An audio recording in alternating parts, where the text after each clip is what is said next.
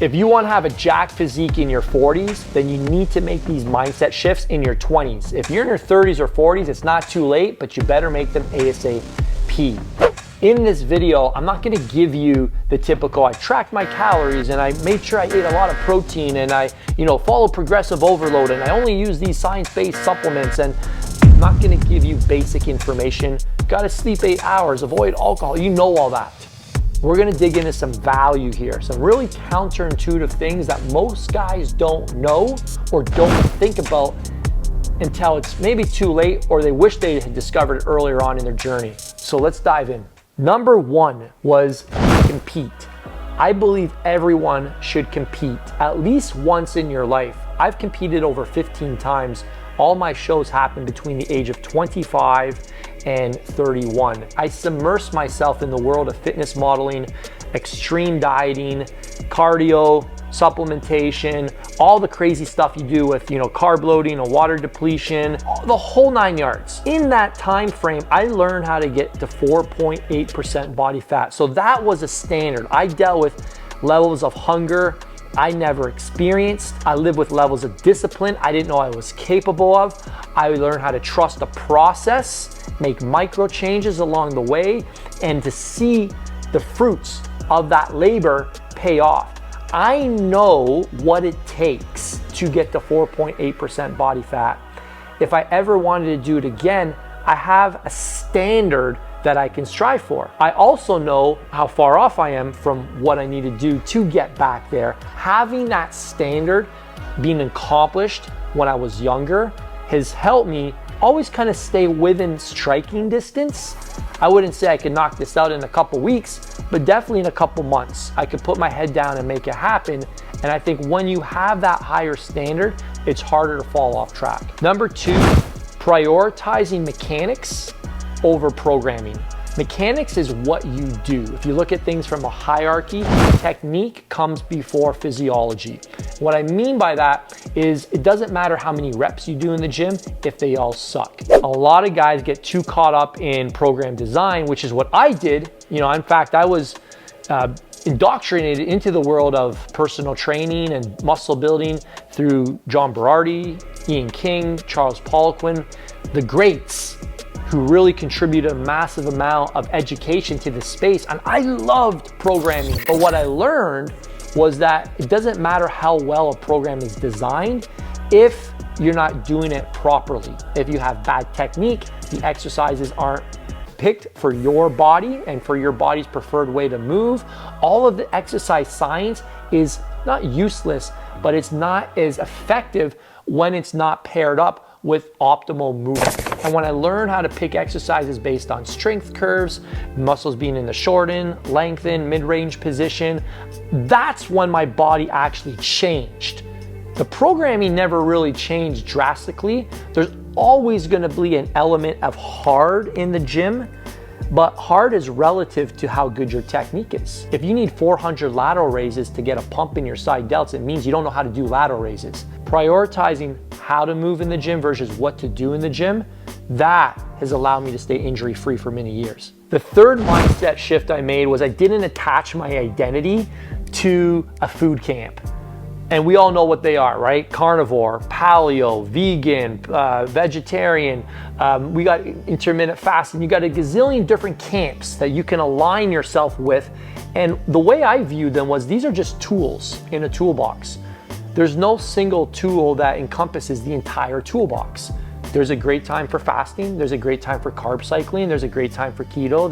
These are all just tools. And I never wrap my identity up around, I'm a part of carnivore, I'm a part of ketogenic. And for me, I just focused on the basics. Keeping nutrition simple, timing my carbs around when I earn them, keeping protein high, wide variety of foods, primarily foods that could run, fly, or swim from the protein category, slow sustaining carbohydrates such as sweet potatoes, all color potatoes, rice, oatmeal, keeping it super simple and getting a good amount of veggies in there as well. I never really said, hey, this is the only way you can do things. And I get it. Certain people have success with certain approaches, but I think by just staying focused on the principles rather than being in a particular camp and trying to sell that methodology, it made nutrition far more simple for me. Now, with all that said, I don't think there's anything wrong with trying out these different methodologies, because you don't learn something until you have something to show for it or not show for it. So who knows? Maybe your body will be better on more of a carnivore diet or a ketogenic. I don't know. But the reason I was able to land with the nutrition approach that I have is because I did test a lot of stuff out, but I didn't look at it as the be all end all. I just looked at it as a test. It was a marketing experiment, if you will. And I looked at what my body responded to best. As long as you're driven by results and not by, a particular ideology, you're gonna find something that works for you sooner than later. Number 4, don't write your own programs. And this isn't because you're not good at writing programs. Maybe you've taken some of the best certifications, studied under the greatest writers of program design, but I will always tell you, and I stand by this, that someone else will always write a better workout for you than you will write for yourself. And this is why, top professional bodybuilders, they hire coaches in contest prep, right? The coach can see your weaknesses. They can see your blind spots. They can help you prioritize things that you would neglect, maybe not intentionally, but just because we have preferences. All right, so you need outside eyes to help you do things that you wouldn't prescribe to yourself. And you could get some cool ideas and write yourself up some cool things, maybe from watching a couple of YouTube videos, but you're just kind of mixing and matching workouts. Have somebody else who can see the big picture write your programs. And I've always found that one is far more exciting. You have something to look forward to. Every phase builds upon the previous phase, and there's challenges built into the program that are going to be harder than you prescribe for yourself for the most part. And for that reason, I always recommend you hire somebody to write your workouts and then learn from those things that worked and not worked and give that feedback to the next coach, so it continues to be a two-way communication process, so you get better and better results with every coach you work with. Lastly, something I didn't do was gain slow or lose slow. I lived in the extreme, so it was cut fast or bulk fast. And both of those have a lot of wear and tear on your metabolism, your hormones, your general well-being, and you create a lot of bad habits. And you start to create a mindset around the only way to get lean is to do something extreme. The only way to get bulked is to do something extreme. Often extremes lead to extreme disappointment because they're not sustainable. So I figured out how to get lean very quickly. I learned how to get big very quickly. A mindset I wish I had personally developed earlier on was, hey, let's take a inch by inch life is a cinch approach versus a, yard by yard life is hard, because when you get super shredded really quick, you're gonna rebound. When you bulk up really quick, you're gonna have a ton of fat to get rid of.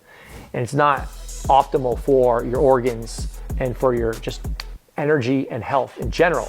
So I wish I embraced that whole Navy SEALs mindset of slow is smooth and smooth is fast. Just that, one brick at a time approach. Hey, let's get clear on where we're going and let's value the micro gains instead of trying to do this so quickly. Those are the 5 mindset shifts.